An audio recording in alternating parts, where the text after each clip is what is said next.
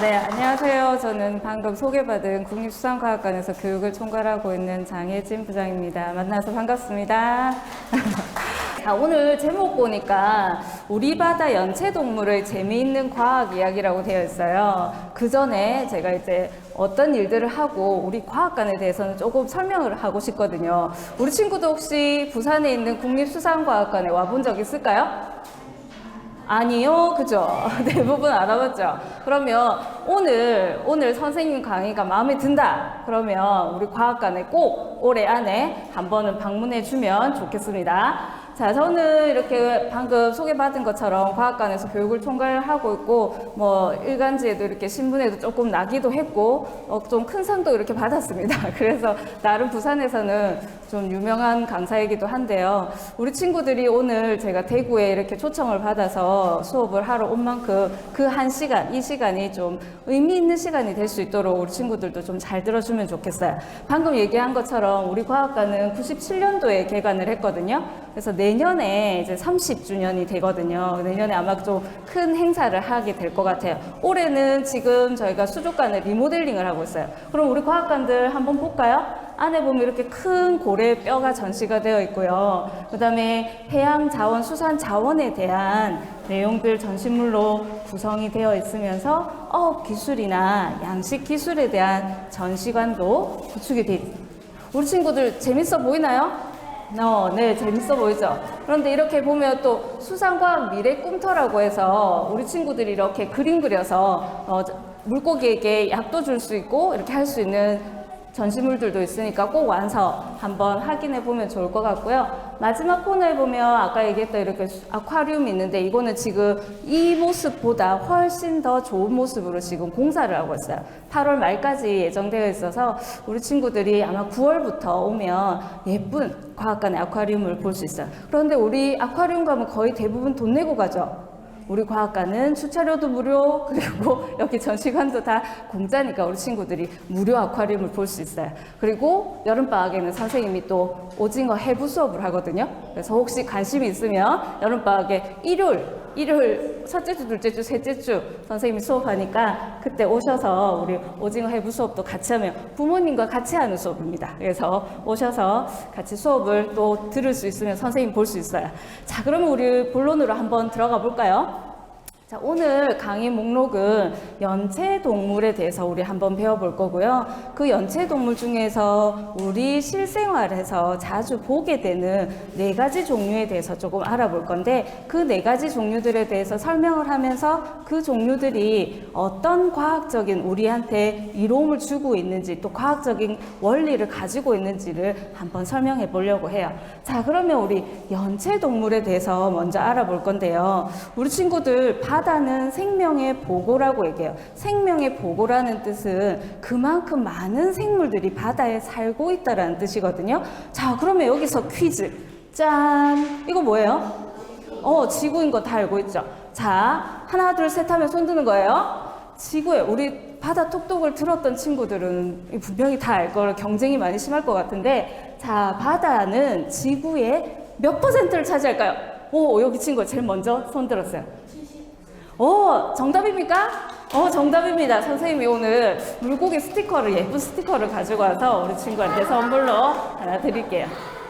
자, 바다는 우리 친구가 이야기한 것처럼 맞아요. 지구의 70%를 차지하고 있는데요. 지금까지 알려진 종만 해도 25만 종의 해양생물이 살고 있는 것으로 알려져 있지만 아직 우리는 바다는 아주 깊죠. 그리고 아주 넓어서 그 많은 생물들을 우리가 다 발견해내지 못했어요. 그래서 지금 우리가 모르는 생물들 다 합치면 100만 종 혹은 200만 종이 서식하고 있을 거라고 추정을 하고 있어요. 이렇게 아주 중요한 바다에 이렇게 많은 종류들이 있는데 우리는 그 중에 도대체 얼마나 알고 있을까? 우리 친구들은 얼마나 알고 있을까? 그 중에 오늘 연체동물 일부를 우리가 한번 알아보려고 하는 거예요. 자, 그러면 우리 친구들 해양생물들은 뼈가 있는 동물과 뼈가 없는 동물로 제일 먼저 크게 구분을 할 수 있어요. 뼈가 있는 동물은 저기 보니까 뭐라고 적혀 있어요? 척추동물. 우리 친구들 뼈가 있어요, 없어요? 있죠, 그죠? 그래서 우리는 척추동물이에요. 바다에는 척추동물이 많을까요? 뼈가 없는 무척추동물이 많을까요? 척추가 많다, 손 들어보세요. 무척추가 많다, 손 들어보세요. 오, 무척추가 많다가 맞네요. 맞아요. 무척추 동물이 거의 바다 동물의 95%를 차지할 만큼 훨씬 많이 있어요. 우리 친구들이 알고 있는 척추 동물은 사실 물고기, 고래 이런 것들이 바다에 살고 있는 척추 동물이라고 생각하면 대부분은 무척추 동물이라는 거죠. 자, 그러면 아까 우리 친구들 앞전 시간에 모빌 만들기 하면서 조개랑 여러 가지 동물들 이렇게 표본들이 있었죠. 고등 껍질, 그죠? 그 친구들은 뼈가 있어요, 없어요? 뼈가 없죠. 그 무척추 동물이 되는 거예요. 자, 그러면 이렇게 척추 동물, 무척추 동물 중에 무척추 동물은 이렇게 많은 종류들로 구별할 수 있어요. 그 중에 우리 친구들이 좀 알 수 있는 스펀지밥 혹시 알아요? 스펀지밥의 원인되는 해면동물. 얘가 해면동물이에요. 두 번째 오늘 우리가 배울 연체동물. 연체동물은 대부분 이런 거예요. 오징어나 조개류 이런 걸 우리는 연체동물이라고 하고 자세한 거는 좀 더 이후에 배우게 될 거니까 넘어가고 자포동물이라는 것은 자세포라는 독을 가진 생물들이에요. 우리 자세포라는 독을 가진 생물 근데 동물이라고 하는데 자 선생님이 사진 하나 보여줄게요. 이건 뭘까요? 산호예요. 그런데 대부분 산호를 식물인지 잘못 알고 있어요. 자세포를 가진 얘도 산호도 자포 동물에 속한다라고 우리 친구들 기억하면 돼요. 아까 우리 받은 그 조개 껍데기 옆에 별 모양으로 있는데 그거 뭐죠? 불가사리 같은 동물을 우리는 극피동물이라고 해요. 자, 그래서 우리 친구들이 바다에는 무척추 동물이 엄청 많은데 그 중에서 우리가 바닷가에 가거나 우리 실생활에서 잠시라도 만날 수 있는 생물들을 해면동물, 연체동물, 자포동물, 극피동물 요 명칭만이라도 우리가 조금 기억해주면 좋겠어요. 자, 그러면 우리 오늘 주제인 연체동물에 대해서 알아볼 건데요. 연체동물은 옆에 보니까 몰루스카라고 돼 있죠. 이게 라틴어로 부드럽다라는 뜻이에요. 부드러운 몸을 가진 생물들을 우리는 연체동물이라고 하는데 몸이 부드러우니까 그 부드러운 몸을 보호하려면 뭘 가지고 있어야 될까?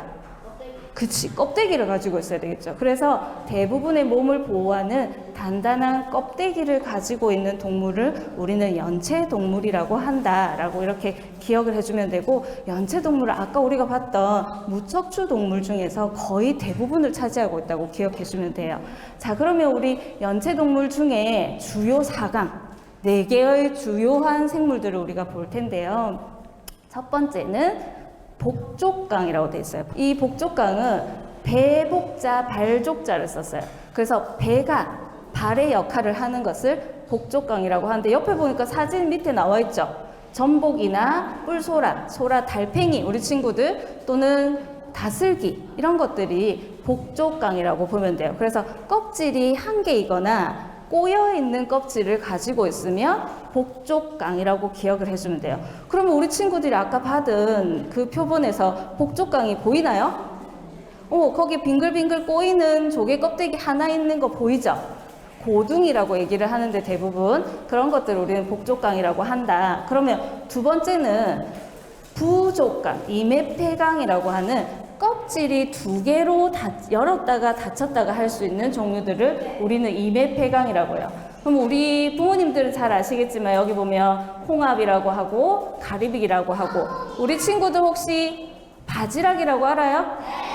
그렇죠. 그런 것들은 껍질이 1개예요, 2개예요?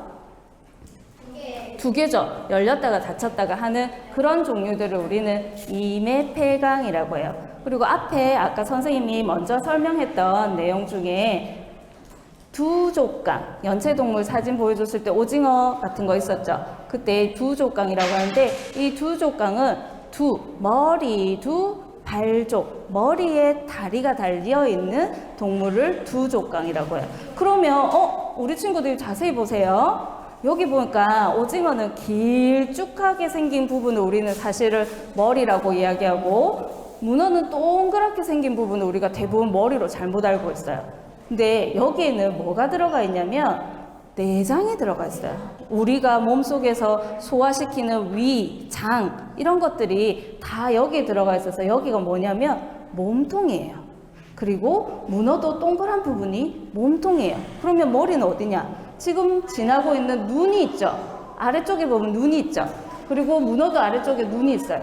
여기가 머리예요. 그러니까 우리는 머리, 몸통, 다리예요. 그렇죠? 오징어는 순서가 어떻게 될까 그러면? 몸통, 머리, 다리 순이 되겠죠. 그래서 머리에 다리가 달려있다고 해서 두족강, 두종류라고 이야기를 합니다. 자, 그럼 마지막 우리 네 번째로 알고 싶은 거는 다판강이라는 여러 개의 판으로 이루어져 있다라고 해서 우리가 바닷가에 가면 바위 위에 이렇게 벌레처럼 붙어 있는 군부라는 걸 볼 수 있지만 사실은 대부분 얘가 생물인지 몰라서 조금 벌레같이 보여서 잘 모르는 경우가 많아요. 나중에 사진 보면 아 쟤가 쟤였어 라는 부분이 있을 텐데 여러 개의 판, 8개의 판으로 이루어져 있어서 다판강이라고 합니다. 자, 우리 이제 연체동물이 무엇인지 알았고요. 그죠? 연체동물의 우리가 주요 4강에 대해서는 알아봤어요. 그러면 자세하게 하나씩 조금 더 알아보면서 그들이 가지고 있는 과학적인 특징들을 우리가 한 개씩 또 접해보도록 할게요. 자, 그러면 먼저 우리가 복종류랑 아까 복족강과 이매폐강이 있었죠. 그 둘을 구별하기 전에 우리는 이 둘을 모두 모아서 뭐라고 얘기하냐면 예전에는 한자어로 폐류라고 얘기를 했어요. 그런데 대부분 이제 우리가 아이들이 조금 더 쉽게 언어를 쓸 수 있게끔 순화시켜서 모두 다 우리는 합쳐서 뭐라고 얘기하냐면 조개류라고 얘기해야 돼요. 근데 예전에는 이거를 껍질이 2개 있으면 조개고 껍질이 하나 있으면 우리가 고둥이라고 얘기를 했어야 돼요. 고둥과 조개를 합쳐서 지금은 다 조개류로 순화시키지만 예전에 우리가 돈이 없었을 때, 화폐라는 게 없었을 때 친구들 이 조개, 개오지라는 조개를 가지고 화폐로 대신해서 썼어요. 근데 왜 이 조개를 화폐로 썼을까라고 생각해 보면 가벼웠어요. 가볍고 또 단단하고 잘 부서지지 않는 거죠. 개오지를 실제로 만져보면 정말 단단해요. 그리고 동전처럼 숫자를 세기가 훨씬 편했죠. 계수하기가 쉬웠던 거예요. 그래서 이런 걸 이용해서 화폐로 우리가 돈이 발달하기 전에는 이렇게 화폐로 사용했던 화폐 조개로 유명한 개오지라는 조개고요. 우리 얘기했던 복종류는 이런 종류들이에요. 전복은 껍질이 하나만 있죠. 그리고 다슬기는 껍질이 이렇게 꼬여 있는 형태예요. 이렇게 전복과 다슬기 같은 경우에 전복은 요 하살표 있는 부분, 다슬기는 요 부분, 여기가 원래는 배였던 부분인 거예요. 배가 다리의 역할을 해서 복종류라고 한다. 그러면 부종류, 우리가 아까는 이매폐류라고 했는데 껍질이 2개라서 이매폐류라고 하는데 다른 말로 또 부종류라고 얘기를 해요. 왜냐하면 얘네들은 발이 있어요. 아까 우리가 이거는 배가 발의 역할을 한다고 했죠. 얘네들도 모래를 파고 들어가려면 그 발이 나오는데 우리는 그 발을 잘 먹는 거거든요. 발 부분을 먹는데 그 발 부분이 뭘 닮았냐면 도끼 모양을 닮았던 거예요. 우리 버섯 모양 있죠. 우리 한복 입을 때 신는 버섯. 그 버섯의 형태로 다리의 발의 모습이 도끼의 형태를 닮았다고 해서 도끼부 발족자를 써서 도끼다리라는 뜻이에요. 그래서 이매폐류를 이렇게 구분하는데 사실은 이 복종류와 부종류를 다 합쳐서 우리는 조개류라고 지금은 순화시켜서 이야기를 한다는 거예요. 자, 그러면 복종류에 대해서 먼저 알아보면 가스트로포다라고 되어 있는데 여기서 얘기하는 가스트로가 얘기했던 배, 그리고 포다는 발. 그래서 배 쪽이 근육의 발의 형태로 이동하는 동물군을 우리는 복족강이라고 얘기를 한다. 핵심적인 특징은 아까 얘기했던 껍질이 이렇게 빙글빙글 돌아갔죠. 그래서 비틀림 현상이 있고 그 다음에 라둘라라고 하는 치설이라고 얘기를 해요. 치설, 이빨 같은 건데 우리 아까 다슬기 같은 경우에 벽에 붙어서 보면은 주변에 바위 위에 이렇게 이끼 같은 걸 갉아 먹잖아요. 그런 갉아 먹는 이빨이 뭐냐면 라둘라라고 하고 우리말로는 치설이라고 얘기를 해요. 치설을 가지고 섭식하는 기관을 가지고 있다라고 기억해 주면 되고, 우리 얘기했던 거 그대로, 그리고 곤충 다음으로 종수가 아주 많은 종류가 복종류입니다. 자, 그러면 우리 대표적인 전복을 한번 보고 갈 텐데, 이거 주요 기관들은 우리가 조금 넘어가고요. 우리 제주도에 가면 전복하고 닮았는데 전복인지 아닌지 잘 구별하기 어려운 게 있어요. 뭐냐면 오분자기. 우리 부모님들 다 들어보셨죠? 그죠? 제주도에 가면 오분자기 뚝배기 해가지고 엄청 많이 팔아요. 우리 친구들도 혹시 제주도 가면 그런 문구들을 이제 기억을 하게 될 거예요. 선생님이 수업을 하고 나면. 자, 그러면 자연산 전복과 자연산 오분자기는 어떻게 구별하냐라고 봤을 때, 오분자기는 훨씬 작아요. 5cm에서 보통은 3cm에서 7cm인데 주로 5cm 정도가 많이 식당에 유출이 되고 있기 때문에 우리가 크기가 3에서 7cm고, 대부분의 참전복, 우리가 먹고 있는 전복은, 참전복은 10cm에서 20cm 정도로 아주 큰 종류들이에요. 그런데 전복은, 자연산 전복은 우리가 바다에서 발견했을 때 잡지 말아야 되는 사이즈가 있어요. 크기가 7cm 이상이 되는 것만 잡을 수 있어요. 자연산에서 전복은. 그런데 7cm 이하 되는 거 잡으면 경찰의 해경에 잡혀가요. 그래서 자연산 전복은 함부로 채취하면 안 되고, 크기랑 또 그 자연산 전복을 잡을 수 있는 시기와 그리고 어장이 또 따로 정해져 있어요. 그래서 우리 친구들이 제주도 전복뿐만 아니라 전복은 7cm 이상 되는 크기를 가지고 오분자기보다 크구나 라고 기억하면 되고, 전복 껍데기랑 오분자기 껍데기랑 위에 이렇게 보면 구멍이 뚫려 있어요.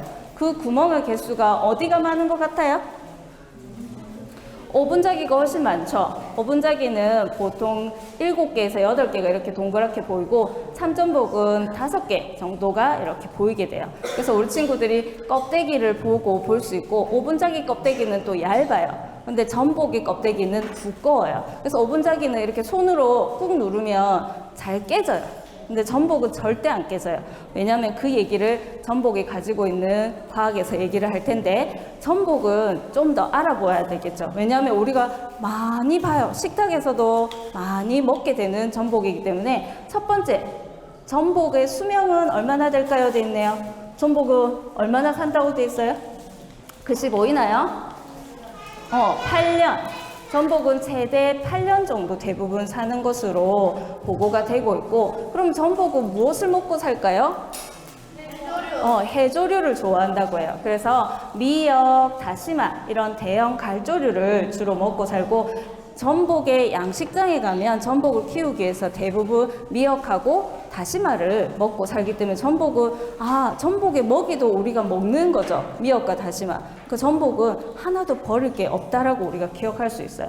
전복은 그럼 먹이를 언제 얼마만큼 먹나요? 돼 있는데 야행성이에요. 그래서 해가 진 저녁에 2시간, 3시간 이후에 또는 해가 뜬 후 2-3시간이 가장 활발히 활동을 해서 1kg 성장하는데 한 20kg를 미역을 먹어야 된대요. 그래서 엄청난 양의 해조류를 먹어서 전복 양식을 시키기 때문에 자본이 많이 들어가긴 하지만, 예전에는 전복이 굉장히 비싼 고가의 조개였잖아요. 지금은 양식 기술이 발달하면서 전복을 지금만큼 싸게 먹을 수가, 진짜 올해 들어와서는 전복이 훨씬 더 많이 저렴해졌거든요. 그래서 우리가 몸에 좋은 전복은 많이 먹어주는 게 좋을 것 같고요. 전복이 암컷과 수컷, 우리 전복죽 집에서 내장을 넣어서 끓이면 어떤 거는 노란 것 같고 어떤 거는 초록색인 거 기억하시나요? 그게 암컷과 수컷의 차이예요. 자, 이거는 제가 집에서 진짜 전복을 따서 이렇게 사진을 찍었는데, 여기 보면 얘는 초록색이죠. 그런데 얘는 노란색이에요. 유백색을 띠는 경우도 있는데, 이게 생식소만 제가 떼어낸 거예요. 생식소라는 거는 해부학적으로 암컷과 수컷을 구별하는 기관이거든요. 그 생식소 부분이 초록색이면 암컷, 노란색이면 수컷이에요. 그래서 우리가 얘가 뭐가 잘못돼서 그런 게 아니라 암컷, 수컷의 차이라는 거. 이제 전복 따면 어머니가 자 다 암컷수컷 구별하면서 아이들과 이야기해 볼 수 있겠죠. 그래서 이렇게 어떤 때는 보면 전복죽 보면 되게 초록색이 많으면 암컷이 많이 들어갔구나 라고 이렇게 기억을 해주면 돼요. 저는 그런 게 되게 재밌거든요. 식탁에서 이렇게 하나씩 찾았을 때 내가 알고 있는 거 아이들한테 알려주고 또 지인들한테 이렇게 얘기해주면 되게 재밌어 해서 우리가 이런 것들 한번 기억해주면 좋겠습니다. 자, 그런데 아까 전복이 가지고 있는 과학적인 특징, 아까 오분자기보다 껍질이 굉장히 단단하다라고 했죠. 우리 친구들 레고 좋아해요? 안 좋아요? 레고 블럭을 작은 것들을 이렇게 층층 쌓으면 그게 엄청 단단하죠? 안 단단한데요? 낮은 것들을 계속 쌓아 놓으면 그 레고가 굉장히 단단해져요. 그것처럼 그걸 아주 작은 단위로 우리는 나노라고 얘기를 해요. 나노 구조. 이 아주 작은 구조물들이 층층이 쌓여 있는 거예요. 그래서 전복 껍데기가 엄청 두껍고 그런 것들을 이용해서 원리를 이용해서 우리는 방탄복이나 항공우조 또는 탱크 같은 것들을 만드는 소재로 사용하는 게 전복이에요. 그래서 전복 껍질이 그만큼 단단하다는 뜻이에요. 그래서 우리 친구들이 전복이 그렇게 이용이 돼? 라는 거를 오늘 기억해 주면 되겠어요. 그래서 우리가 전복에 대해서 알아봤고 이번에는 이메폐강이에요. 이메폐강, 여기 비발비아라고 되어 있는 것이 요게 이제 2개의 껍질이란 뜻이에요. 그래서 우리 이메폐강에 보면 2개의 껍데기가 연결되어 있고 그것을 열고 닫을 때 쓰는 근육을 우리는 폐각근이라고 얘기를 해요. 그래서 이 열고 닫을 수 있는 껍데기가 2개 있는 것이 특징이고 얘는 아까 얘기했던 치설이라는 라둘라가 없어요. 대신에 아가미들이 발달을 해서 여가 섭식하는 생물들을 우리는 이메폐류라고 얘기를 해요. 그래서 물속에 있는 플랑크톤하고 유기물을 걸러먹고 아까 얘기했듯이 모래를 파고 들어가는 발이 있기 때문에 그 발이 도끼 모양이라서 부종류라고 한다고 했어요. 그럼 우리 또 홍합과 담치에 대해서 한번 얘기를 해봐야 될 것 같아요. 우리 부모님들 이거 다 알죠? 뭐라고 얘기해요? 홍합이라고 얘기해요? 담치라고 얘기해요. 우리 어디 가면 홍합탕 메뉴판에 담치탕 안 돼 있고 대부분 홍합탕 돼 있죠. 그죠? 사실은 잘못된 용어라는 거죠. 왜냐하면 얘는 진주 담치라는 정확한 명칭을 써야 돼요. 또는 지중해 담치라고 써야 되는데 진주 담치와 우리가 알고 있는 홍합은 크기 차이가 엄청 많이 나요. 진주 담치는 작고 그리고 홍합은 커요. 홍합 중에 큰 거는 우리 주먹보다 더 큰 것도 있어요. 그런 것들을 또 동해안에서는 보통 섭이라고 얘기를 합니다. 섭. 그래서 우리가 어떤 TV 프로그램 보다 보면 이 홍합 섭 이런 얘기를 하는데 이제 내가 진주 담치, 지중해 담치와 홍합은 조금 구별해야 되겠다라고 좀 기억해 주면 좋겠고 여기서도 또 하나 있어요. 자, 우리 홍합도 삶아보면 어떤 거는 흰색이고 어떤 거는 주황색이에요. 그래서 흰색은 왠지 안 먹게 돼요. 덜 익었나 싶어서. 그런데 이것도 암수의 차이예요. 자, 그러면 어떤 게 암컷일까요? 노란색, 주황색, 대부분 주황색이거나 노란색인데 주황색이 암컷이에요. 그리고 이렇게 흰색은 수컷이에요. 그래서 우리가 뭐가 내가 잘못 삶았나가 아니고 다 암컷, 수컷에 따른 차이라고 우리가 기억해 주면 되고 지금 보면 여기는 홍합이 검은색인데 얘는 우리가 지중해 담치 중에서 서양 노르웨이에서 넘어온 담치를 우리가 이렇게 녹색잎 홍합이라고 얘기를 해요. 그래서 이 홍합 같은 경우는 조금 껍질 색깔이 다르죠. 그렇지만 거의 같은 종인데 우리가 배가 들어올 때 다른 원양어선들이나 또 뭐 화물선들이 들어올 때 평형수라는 걸 배에다가 담게 되거든요. 그거는 배가 기우뚱하지 않고 올바르게 평형을 이루어서 이제 올 수 있게끔 하는 평형수를 채워오는데 저쪽 나라에서 채워왔단 말이에요. 근데 그 물을 또 우리나라에 오면 버려요. 빼야 돼요. 빼서 다시 채우는데 그 버렸던 물 속에 이런 홍합이 담치의 그 아기 씨들이 같이 오는 거예요. 그걸 또 우리나라에서 자생하면서 자라게 된 게 이 지중해 담치예요. 그래서 우리가 담치와 홍합의 차이를 조금 이 기회를 통해서 알아보면 좋겠습니다.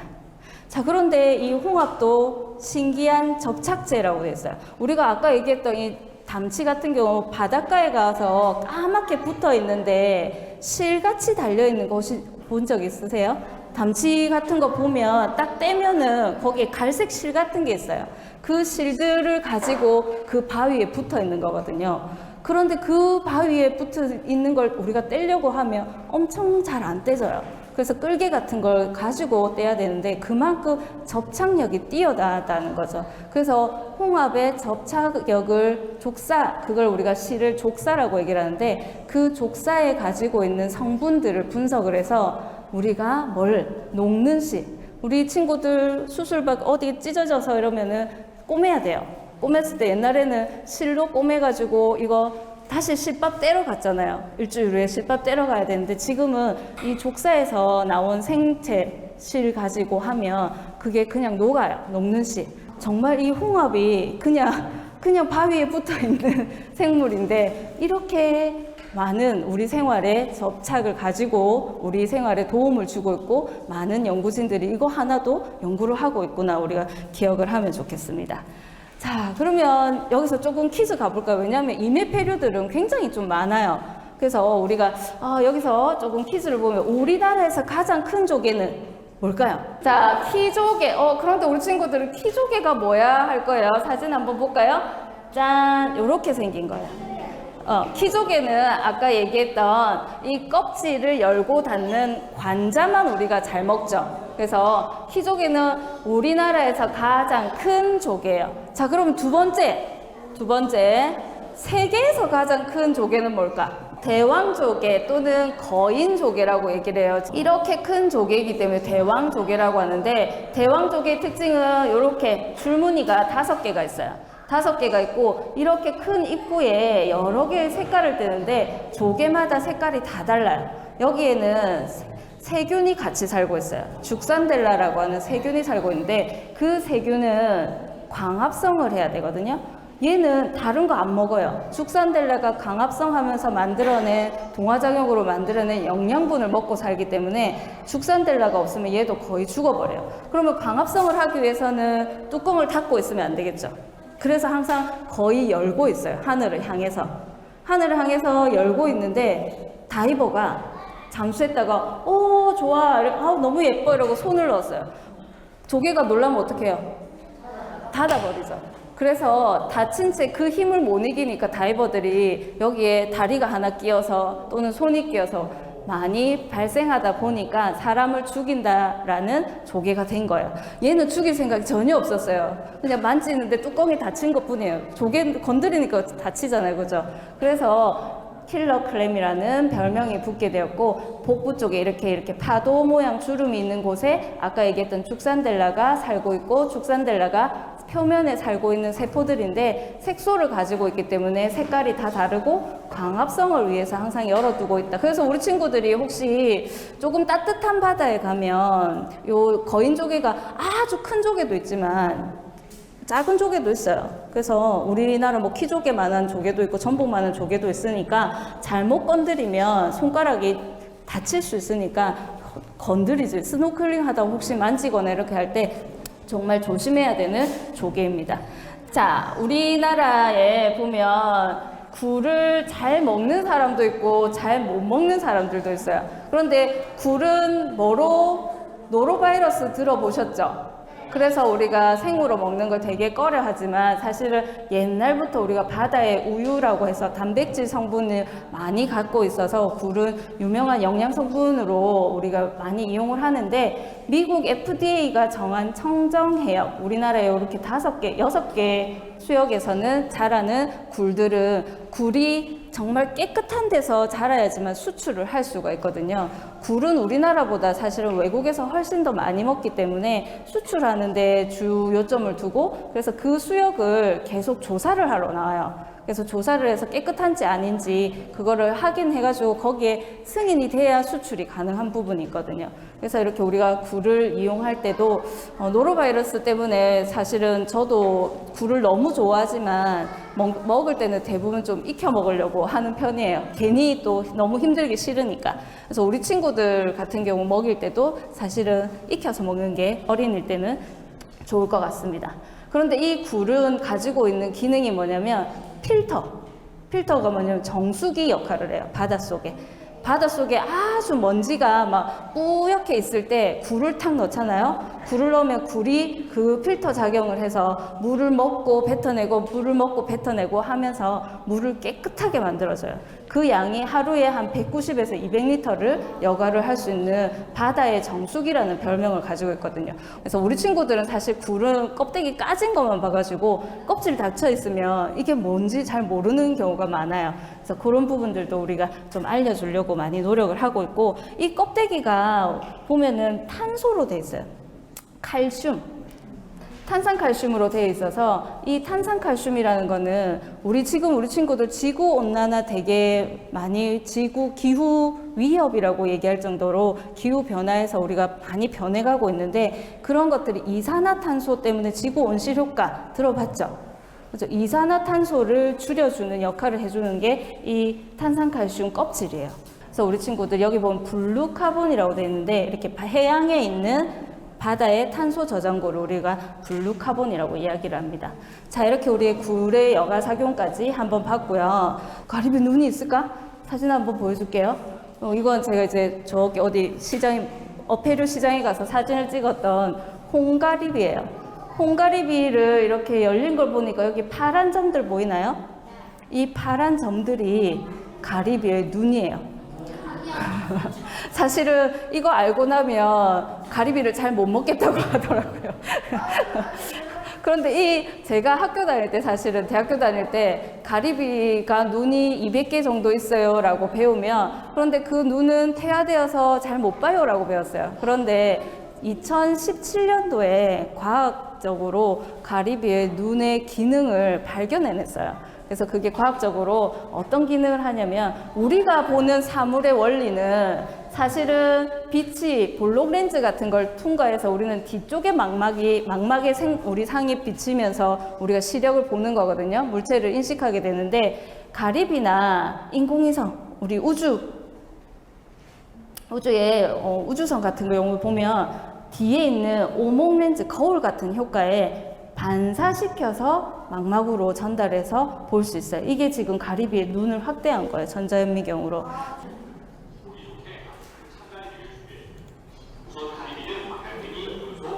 우리가 배웠던 연체동물에 대해서 나오죠?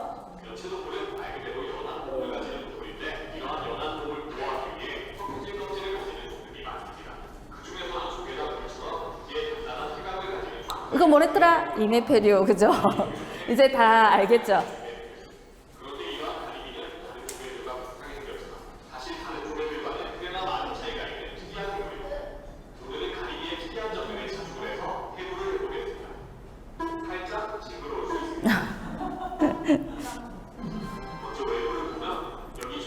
한쪽은 하얗고 한쪽은 적색을 띠어요. 그게 오른쪽 왼쪽을 뜻하고, 한쪽은 볼록해요. 흰색 쪽은. 자, 이거는 참가리비입니다. 우리 동해안에 많이 서식하는. 자, 검은 점들 보이죠? 저게 200개 정도 있습니다. 그래서 투명한 부분 보이죠? 네, 수정체 렌즈가 보이고 있습니다.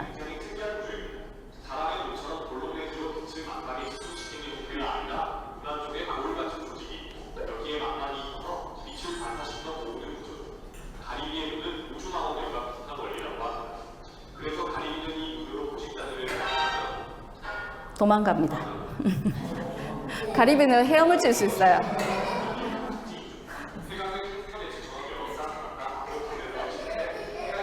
자, 이렇게 보면 다 닫혀 있는 게 아니고 구멍이 있어서 절로 물을 뿜는 거예요.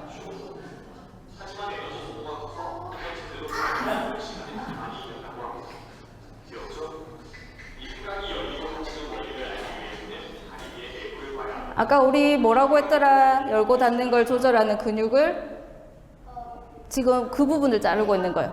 폐각근. 맞아요. 폐각근. 자, 그러면 양쪽에 이 외투막이라고 하는데, 이 외투막에 검은 점들이 막 있는 거 보이죠? 그리고 가운데 이게 폐각근이에요. 우리가 관자라고 부르는.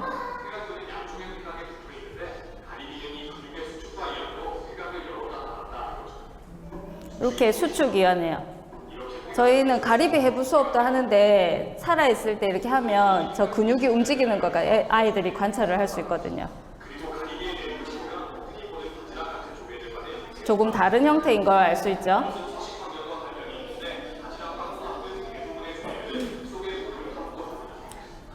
아까 그래서 이런 도끼 모양의 발이 있다고 했죠. 근데 아까 우리 가리비는 어땠어요? 헤엄을 칠 수 있었죠.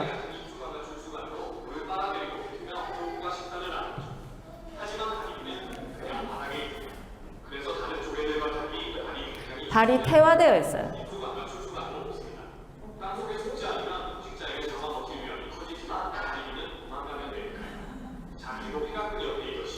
옆에 여기 아가미가 앞쪽에 뚜껑마다 있어요. 두 겹씩. 양쪽으로 네 겹이 아가미가 위치해 있습니다.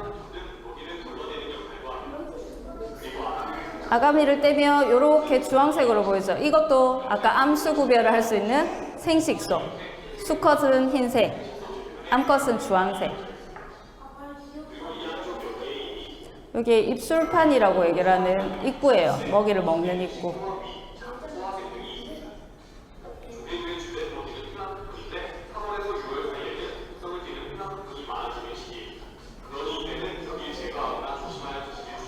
그래서 대부분 여기만 가리비는 여기만 떼고 드시면 아무 탈이 없어요. 폐각근 따라서 위에서 소화시킨 음식물들을 배설할 수 있는 이 장이 이렇게 연결되어 있는 거 확인할 수 있어요. 자, 이렇게 재밌게 봤죠? 가리비에 대해서 굉장히 많은 걸 알게 됐다, 그죠? 자, 그러면 우리가 이번에는 마지막으로 눈은 다 봤고 두 종류에 대해서 한번 알아보려고 해요.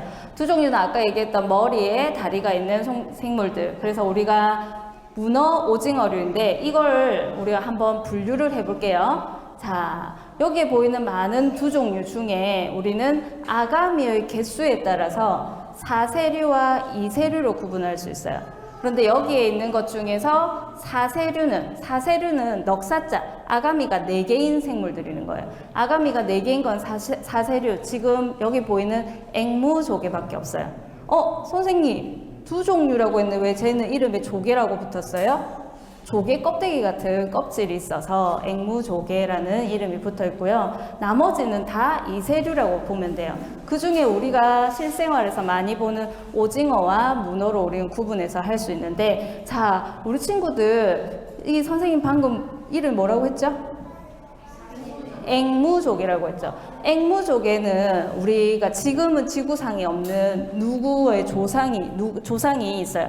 이렇게 빙글빙글 돌아가는데, 빙글빙글 돌아가. 이것만 했는데 우리 친구가 맞췄어요.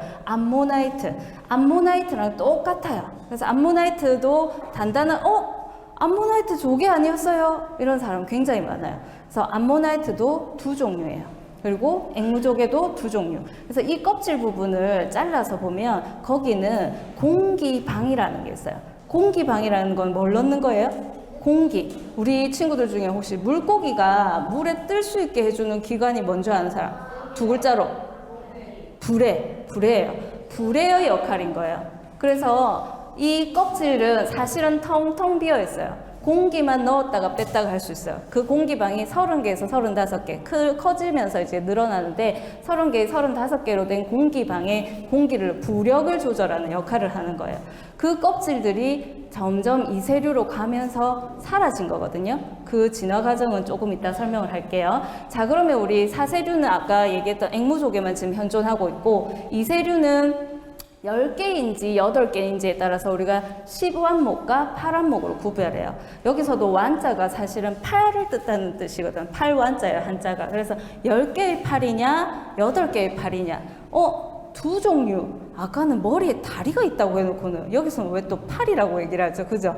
우리가 일본에서 이 모든 생물종을 분류하면서 한자어를 막 섞어서 오다 보니까 두 종류라고 쓰고 여기서는 또 팔이라고 얘기를 하고, 사실 외국에서도 오징어는 팔의 역할을 많이 한다라고 얘기를 하고, 문어는 생각해 보세요. 헤엄칠 때 대부분 그냥 이렇게 걸어가요. 그래서 다리의 역할을 하기 때문에 문어는 다리라고 얘기를 해요. 그런데 우리는 지금 어쨌든 우리가 분류하면서 팔자를 써서 10개의 팔 그리고 8개의 팔로 얘기를 하고 있어요. 그럼 10개의 팔을 가진 우리 이세류 중에 시반목은 오징어, 그 다음에 꼴뚜기, 갑오징어 이런 것들로 우리가 구분을 할 수가 있고, 그 다음에 문어랑 비슷한 거 뭐 있어요 우리 친구들? 낙지, 쭈꾸미, 그 다음에 대부분의 다른 문어들, 그죠? 이런 것들 우리 친구들이 이렇게 색깔, 그 크기에 따라, 크기가 아니고 개수에 따라서 이렇게 우리가 구별할 수 있다라고 기억을 해주면 돼요. 자, 그러면 우리 오징어는 주로 우리가 먹는 거, 시장에서 나오는 거는 살 오징어라고 얘기를 해야 돼요. 사실 그냥 오징어가 아니고 살 오징어라고 얘기를 해야 되고, 우리가 한치라고 들어봤죠? 한치는 대부분 요 두 개 다 원래는 한치라고 불러요, 방언으로. 그런데 제주도에서 나는 원래 이름은 창꼴뚝이라고 하는데, 제주도에서 한치라고 부르는 애고, 동해안에서 한치라고 부르는 애는 화살꼴뚝이에요. 근데 지느러미 부분을 한번 더 확인해 볼게요. 살오징어랑 창꼴뚝이랑 화살꼴뚝이랑 다 다른 모습을 보이죠. 그래서 우리가 조금 알고 보면 보입니다. 그 다음 우리 갑오징어. 갑오징어는 안에 단단한 뼈를 가지고 있어요. 그죠? 그러면 여기서 의문점이 생겨야죠. 연체동물이라 했는데, 무척주 동물이라 했는데, 얘는 왜 뼈를 가지고 있어? 그죠? 여기서 우리가 하나 생각할 거. 아까 앵무족이 가지고 있는 껍질 있었죠? 조개 껍데기 같은 거. 걔는 껍질이잖아요. 껍질인데 그 껍질이 몸으로 들어간 거예요. 응? 아까 제가 그 껍질이 하는 역할을 뭐라고 했어요? 부력 조절이라고 했죠. 얘는 뼈의 역할을 하는 게 아니에요. 갑오징어 안에 있는 하얀색 그 갑은 부력을 조절하는 역할을 하는 거예요. 자, 그러면 우리가 알고 있던 고생대, 우리 친구들 공룡 좋아하죠? 공룡이 아주 번성했을 때 시기에 오징어, 문어의 조상들이에요. 여기 보면 아까 얘기했던 암모나이트, 그리고 벨렘나이트 이런 것들이 있는데, 중생대에 서식했던 여기에 살던 두 종류들이, 아까 얘기했던 두 종류 중생대에 번성했던 공룡들이 바다로 들어오는 이런 포식자들이 들어온 거예요. 바닷속에 공룡 같은 바다 속에 공룡이 파충류가, 해양 파충류가 생긴 거죠. 그래서 얘네들로부터 다 잡아 먹히게 돼요. 왜? 껍질이 있으니까 빨리 헤엄을 치지 못했거든요. 그래서 그 껍질을 두 종들이 바로 자꾸 벗으면서 빨리 헤엄을 치려고 껍질을 벗으면서 지금의 이 모습으로 다 진화해 온 거예요. 그러면서 이동성은 느끼고, 그런데 껍질 속에 자기 몸을 숨길 수 있었던 방어작용을 할 수가 없게 됐잖아요. 그래서 두 종류가 가지는 게 있어요. 화학무기, 뭘까요? 그렇죠, 먹물이에요. 그래서 이렇게 두 종류들은 진화해 오면서 자기 몸 속에 자기 먹물을 가지면서 자기 몸을 보호하는 수단을 하나 더 생기면서 이동성은 편리한 한 방향으로 진화해 왔다라고 우리 친구들이 기억하면 되겠습니다. 마지막 다판각, 아까 8개의 판으로 되어 있는 연체동물 중에 하나라고 했는데요. 제가 바다에 있는 요 군부 사진, 바위에 이렇게 붙어 있으니까 사실 좀 벌레처럼 보이고 잘 모르는 경우도 있어요. 그런데 이거를 그대로 떼면 뒤에 전복하고 똑같아요, 맛은. 그래서 군부라고 하는 종류이고, 이 판이 보면 판이 그대로 이렇게 맞물려 있는 게 아니라 살짝 겹쳐져 있어요. 그래서 우리 친구들 공벌레 지며느리 알죠? 공벌레 이렇게 떼가지고 손에 올리면 어때요? 그 마디들이 동그랗게 말리잖아요.